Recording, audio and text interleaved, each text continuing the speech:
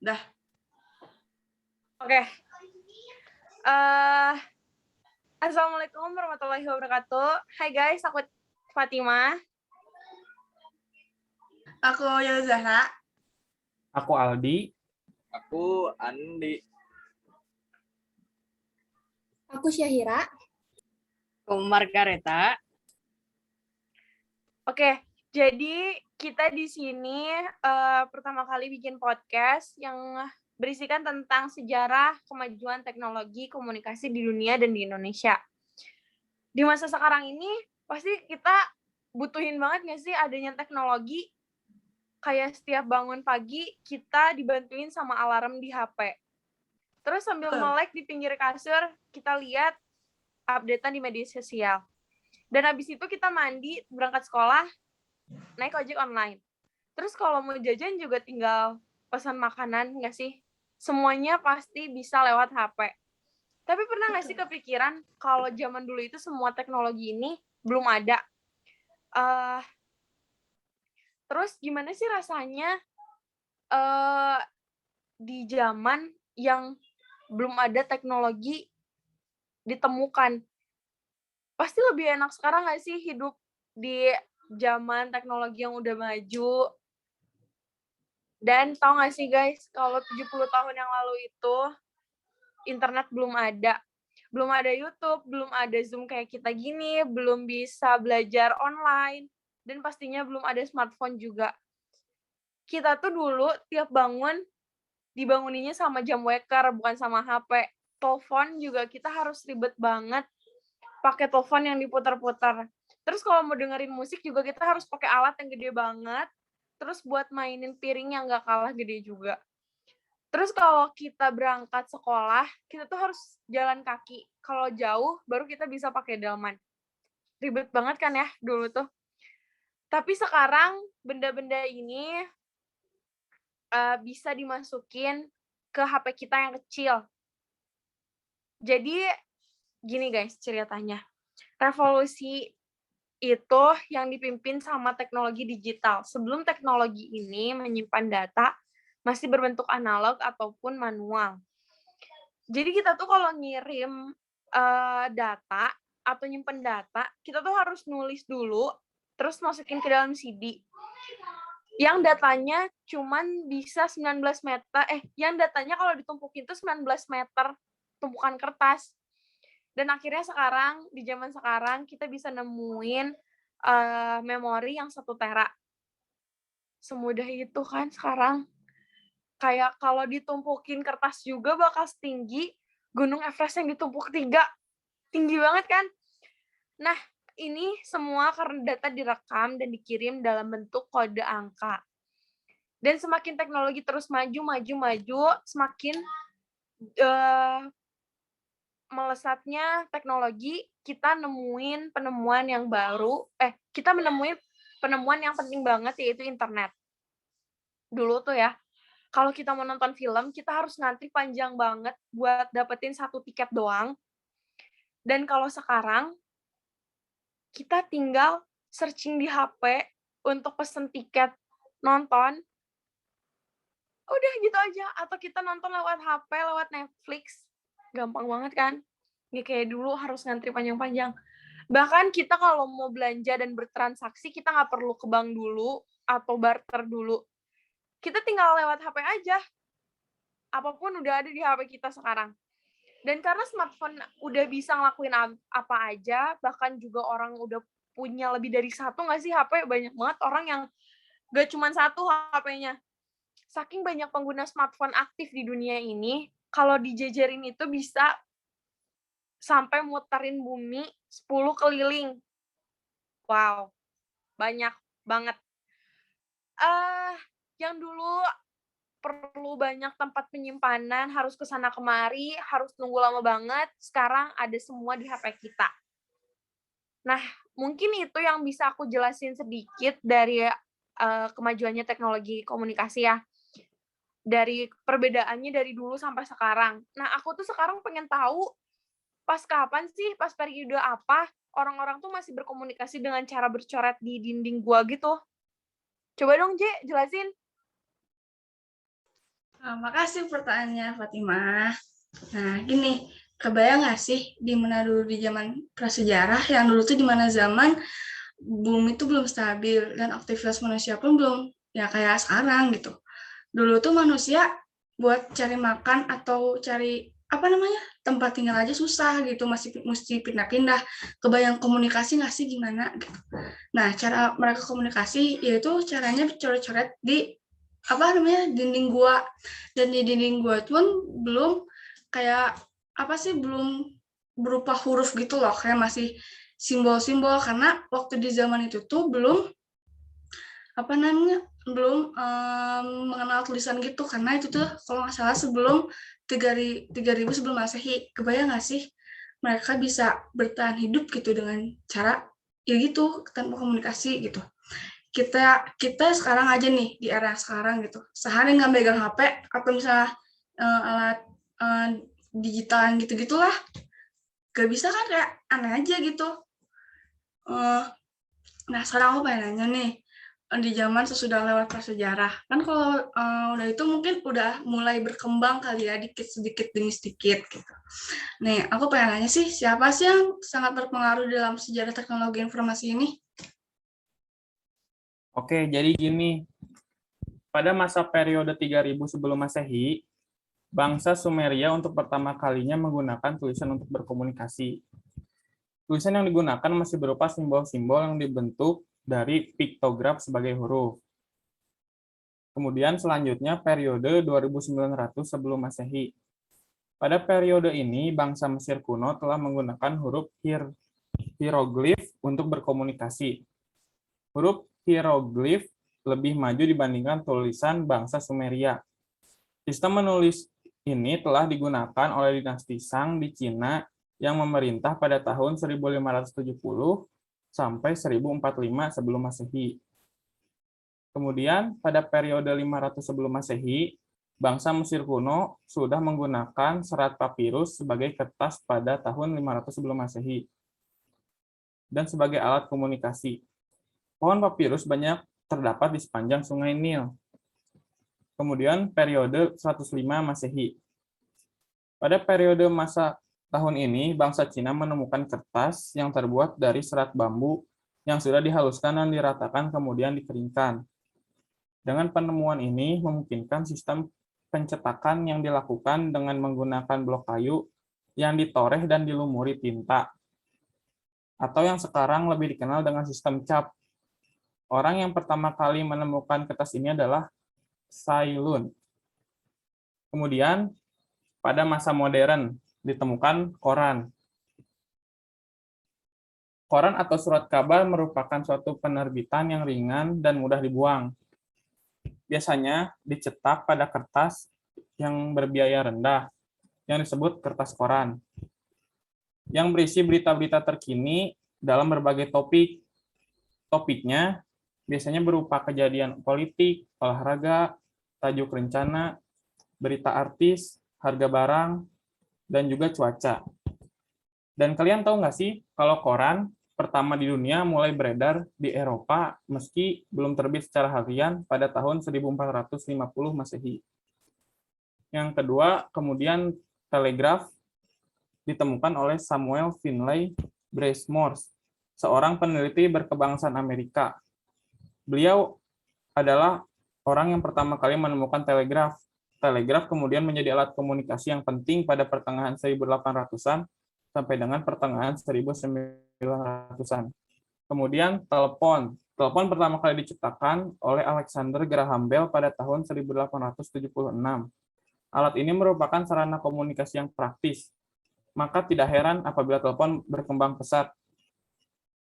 Kemudian ada mesin tik diciptakan oleh Henry Mill dari Inggris, menciptakan mesin tik modern pada tahun 1714 sebelum Masehi. 1714 Masehi, maaf. Kemudian selanjutnya radio.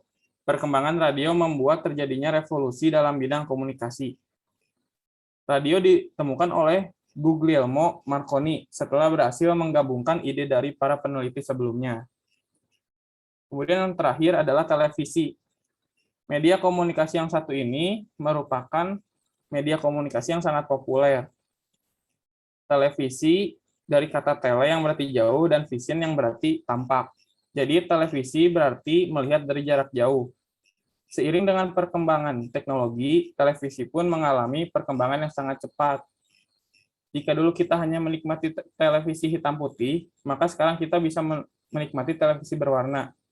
Layar televisi pun mengalami perubahan dari televisi layar cembung ke televisi layar datar. Dan saya juga masih penasaran sebenarnya, kenapa komputer menjadi indikator penting dalam komunikasi di dunia? Oke Aldi, makasih banget, pertanyaannya bagus sih.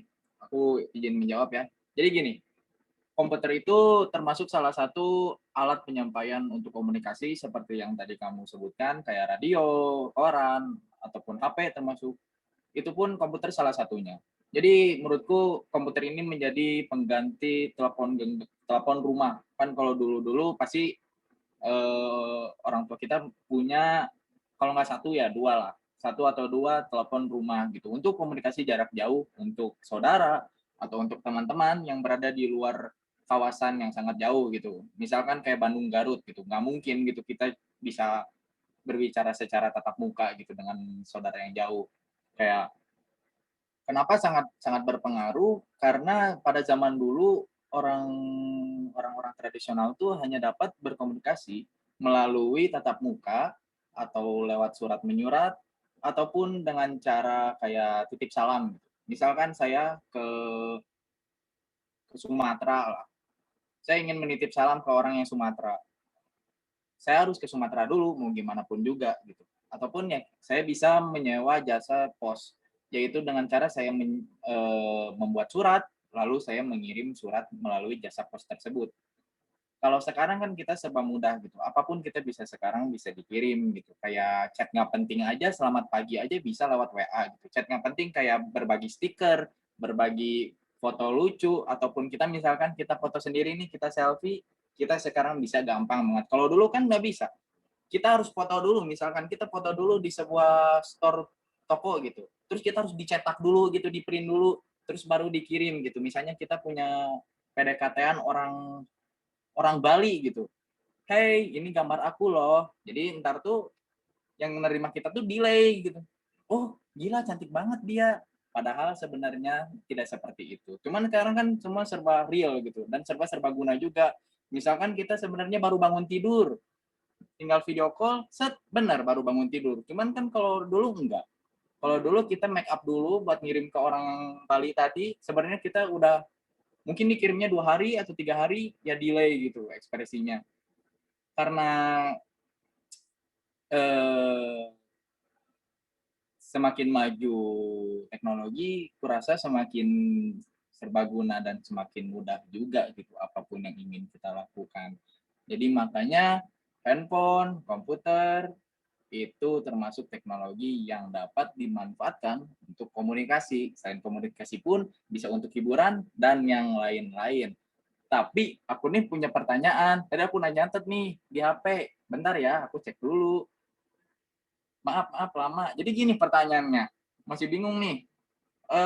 Bagaimana perkembangan teknologi komunikasi informasi jika dikaitkan dengan munculnya budaya baru dalam cara berkomunikasi antar manusia saat ini secara virtual? Aku mau nanya ke Syaira dong.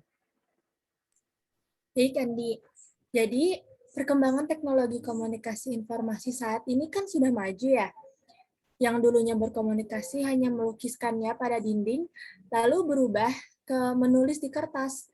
Sampai yang pada masa modern sekarang, kita bisa melakukan komunikasi secara virtual. Ini merupakan perubahan teknologi komunikasi informasi yang bisa dinikmati oleh manusia modern. Kita tahu bahwa perkembangan teknologi komunikasi dan informasi kan selalu berkembang ya. Kita tahu perkembangannya itu dari munculnya perangkat-perangkat kerja yang dilengkapi dengan perangkat teknologi tinggi. Budaya komunikasi kita yang dulunya itu-itu aja bisa secara langsung dan bisa langsung bertatap muka, karena dengan adanya keterangan saat ini, maka kita bisa melihat adanya kebudayaan baru. Identitas baru yaitu komunikasi virtual. Sebetulnya, perangkat-perangkat seperti video conference itu sudah diluncurkan. Mungkin sejak tahun 2013-an ya. Tapi masyarakat masih belum mengetahuinya. Maka dari itu, ketika kita terkena pandemi dan seluruh kegiatan dilakukan secara virtual, maka kita memiliki budaya atau kultur baru di mana kita juga harus beradaptasi. Perkembangan teknologi komunikasi informasi ini tidak dikatakan mundur ya. Dengan adanya cara komunikasi secara virtual justru malah membuat era perkembangan itu semakin maju.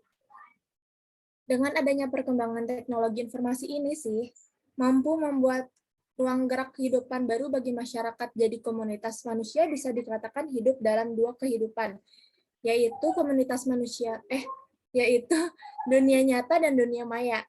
Kita masih bisa berkomunikasi secara nyata, dan orang-orang di sekitar kita seperti keluarga dan saudara, tapi tetap juga kita bisa berkomunikasi dengan rekan-rekan kita yang berada di luar kota atau orang yang jauh dari kita secara virtual atau tetap maya. Yang namanya perkembangan teknologi pasti ada sisi negatif dan positifnya ya. Sisi positifnya, dalam bidang kesehatan, salah satu penerapan teknologi informasi pada manajemen rekam medis menggunakan kartu pintar atau smart card hanya dengan memasukkan data pada kartu itu. Tenaga medis atau yang berkepentingan bisa memperoleh riwayat penyakit pasien dan penanganannya. Teknologi informasi juga dipakai pada pencitraan alat-alat medis seperti CT scan atau MRI. Nah, dalam bisnis, penggunaan teknologi informasi juga ditetapkan pada pendagangan secara elektronik atau e-commerce. Fitur ini memerlukan jaringan komunikasi internet. E-commerce ini memudahkan dua atau banyak pihak untuk melakukan transaksi tanpa harus bertemu langsung secara fisik. Nah, kalau sisi negatifnya nih, seperti kejahatan cyber. Kejahatan ini dilakukan secara online dengan memanfaatkan teknologi atau jaringan komputer. Contoh kejahatannya seperti pembajakan kartu kredit, penipuan online, dan sebagainya. Kejahatan cyber bisa terjadi lintas negara, melibatkan kerugian besar dan sering sulit dibuktikan secara hukum. Sebagian negara juga melegalkan pornografi dan penjudian terkait aturan-aturan tertentu. Sementara untuk penipuan, banyak oknum yang menyalahgunakan teknologi informasi guna untuk menipu orang lain demi mendapatkan sejumlah uang. Nah, aku punya pertanyaan nih sebenarnya buat Mar juga. Gimana sih masyarakat menggunakan teknologi komunikasi selama pandemi? Makasih. Oke, bagus banget loh Syahira pertanyaannya. Makasih ya. Sebelum kita bahas tentang pertanyaan yang Syahira sebutkan tadi, aku mau ngajak nih untuk teman-teman, kita lihat dulu yuk kondisi komunikasi masyarakat pada saat pandemi itu bagaimana. Di sini aku mau menyampaikan hasil pengamatan aku selama pandemi itu. Menurut aku masyarakat itu masih ada di situasi di mana mereka kurang paham. Maaf, bukannya aku bermaksud merendahkan, tapi yang aku maksudkan di sini adalah kurang paham di mana masyarakat masih banyak yang menelan informasi itu secara mentah. Jadi nggak tahu kalau misalkan mereka tuh menerima infonya secara fakta atau hoax atau benar atau tidak gitu kan. Dan yang lebih buruknya lagi, masyarakat masih menyebarkan berita atau informasi yang belum jelas itu tuh ke masyarakat lain gitu. Jadi menimbulkan kesalahpahaman kayak gitu. Nah, terus yang kedua tuh kalau kita lihat dari sisi lain, masih banyak juga nih masyarakat yang disinformasi terhadap perubahan istilah yang dikeluarkan oleh pemerintah saat pandemi COVID-19. Ya, kita tahu juga ya banyak banget istilah-istilah baru yang baru banget kita dengar gitu kan ya. Kayak contohnya nih PSBB atau PPKM atau mungkin lockdown gitu kan. Banyak banget nih dari antara kita baru banget ngedengar istilah-istilah ini gitu kan. Nah, sama masyarakat juga kayak gitu. Masyarakat juga masih baru banget mendengar istilah yang kayak gitu dan mereka masih belum paham istilah-istilah itu tuh apa, perbedaannya PSBB sama PPKM itu apa, atau lockdown mungkin sama PPKM itu apa sih bedanya kayak gitu. Nah, kita udah tahu ya sekarang kondisi komunikasi masyarakat Indonesia di masa pandemi ini kayak gini. Setelah itu kita yuk bahas tentang bagaimana masyarakat menggunakan teknologi komunikasi saat pandemi. Sebelumnya kita itu kan tahu ya kalau di pandemi ini kita dianjurkan sama pemerintah untuk tidak melakukan kerumunan atau kumpul-kumpul. Maka komunikasi yang dilakukan oleh masyarakat itu sebagian besar dilakukan secara virtual. Contohnya kayak kita nih satu sama lain nih lagi berada di video conference Zoom meeting, ya kan? Nah, kita nggak bisa nih kumpul-kumpul karena lagi pandemi dan dianjurkan oleh pemerintah untuk tetap di rumah saja.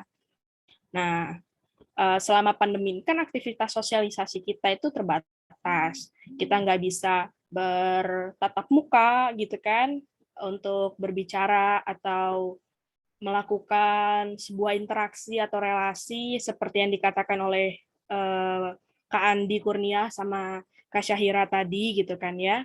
Maka dari itu banyak sekali nih kegiatan-kegiatan masyarakat itu dilakukan dari rumah. Contohnya WFH, work from home, atau sekolah dari rumah kayak kita nih, daring, kayak gitu kan. Nah, itu tuh dilakukan secara virtual. Maka kita bisa mengartikan kalau kita ini juga memanfaatkan beberapa media teknologi komunikasi digital yang pesat ini gitu. Yang berkembangnya itu secara pesat. Kita menggunakan virtual conference Zoom meeting, atau Google Meeting, atau Kisco Webex, atau LiveSize, dan sebagainya. Nah, tapi kan walaupun kebanyakan masyarakat sudah menggunakan teknologi komunikasi kayak gini, itu kan aku masih lihat nih, banyak banget masyarakat yang belum mahir melakukan kemajuan teknologi ini gitu kan ya. Emang sih kita tuh sebagai generasi penerus melakukan observasi itu kan mungkin tidak seluruhnya ya, tapi walaupun kita udah bisa memanfaatkan kemajuan teknologi ini kan masih ada, maaf ya, contohnya kayak orang tua kita yang lagi WFA nih di rumah, kan masih ada nih pertanyaan-pertanyaan, gimana sih caranya gunain Zoom? Gimana sih ini kok aku nggak bisa masuk? Contohnya kayak gitu kan, banyak banget beragam pertanyaan yang dikeluarkan oleh orang tua kita ketika sedang tatap maya bersama rekan-rekannya gitu. Nah, menurut aku tuh cara yang harus kita lakukan itu sebagai anak muda ya, sebagai generasi Gen Z gitu ya, itu tuh kita harusnya lebih bersikap untuk membantu gitu. Jadi kayak kita mencari tahu dulu nih, kayak gimana sih caranya menggunakan Zoom meeting, bagaimana sih kita menggunakan seperti ini nih virtual background ya kan, atau bagaimana caranya kita nge-record Zoom meeting nih biar bisa kita nonton lagi nih sendiri kalau misalkan kita ada kurang-kurang paham gitu kan.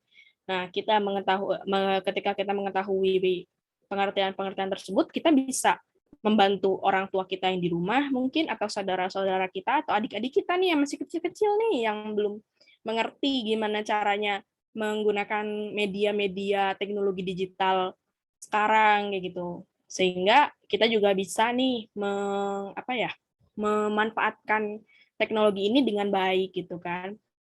Selain itu juga kan kita menggunakan tren teknologi, yaitu kayak belanja online ya kan, dari Shopee, dari Lazada, dari Bukalapak dan sebagainya gitu kan.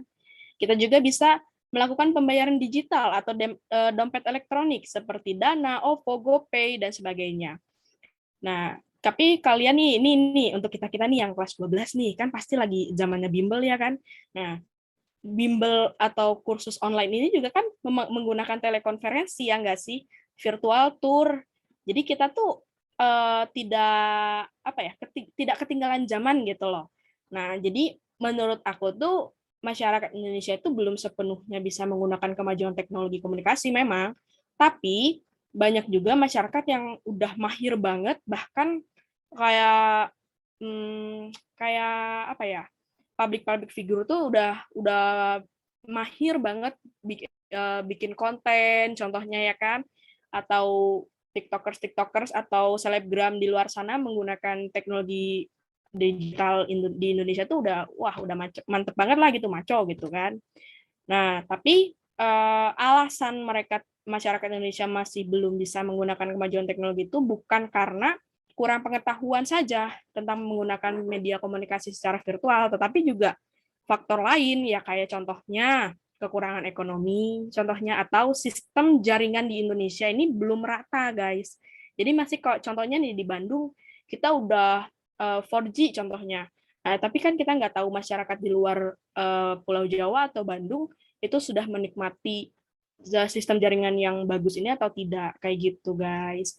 Nah, jadi kita tuh harus saling aja sih, saling membantu atau saling apa ya, memberikan pengetahuan tentang teknologi digital ini ke sesama kita, begitu. Oke, aku pengen nambahin sedikit aja sih. Jadi aku mengerti sih maksudnya dari penjelasan kalian dari awal sampai akhir.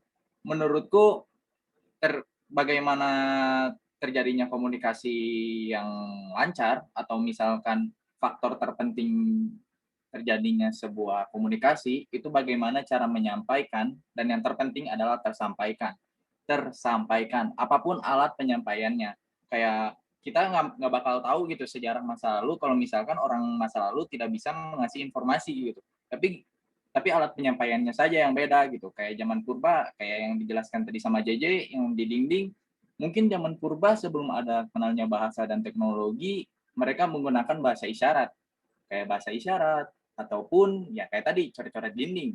Kalau misalkan selanjutnya ketika sudah memulai bahasa, sudah mulai mengenal bahasa, kayak masyarakat tradisional sudah bisa berkomunikasi secara tatap muka gitu. Maksudnya tuh secara mulut ke mulut gitu. Tapi masih saja belum bisa untuk berbicara atau mengirim informasi untuk masyarakat atau rekan-rekannya yang masih jauh. Entah itu mungkin jauh benua atau jauh pun apapun gitu ya. Karena pada tradisional kan masih belum ada itu internet. Apalagi teknologi di sana masih seadanya. Tapi pada zaman sekarang ditambah udah ada internet, udah ditambah aplikasi, kayak apapun, kayak privilege yang lebih banyak gitu ya yang kita dapatkan di zaman sekarang, menurutku kita seharusnya bersyukur sih. Apapun yang kita lakukan sekarang tuh bisa dilakukan secara instan dan lebih mudah gitu ya. Tapi yang terpenting itu adalah bagaimana cara kita komunikasi secara tersampai. Tapi menurutku semakin sebagunanya sebuah alat akan semakin banyak gitu orang-orang yang akan membuat atau akan melakukan kejahatan gitu dengan alat yang serbaguna tersebut. Tapi semoga kita, salah satu dari kita nih, tidak ada yang melakukan cyber teknologi yang tadi yang disebutkan kayak Syahira tuh, yang katanya ada penipuan, ada apa. Semoga kita tidak melakukan hal-hal tersebut. Dan semoga kita selalu Amin. bersyukur. Karena apapun yang kita miliki sekarang tidak akan terjadi jika tidak ada orang-orang yang terdahulu yang memberikan dan mengasih ilmu dan informasi. Kayaknya podcast kita udah terlalu lama ya, atau kayaknya udah cukup sih. Kayaknya kalian juga mungkin ada kegiatan yang harus diperlukan. Kayaknya udah dulu ya. Yaudah, makasih ya. Bye.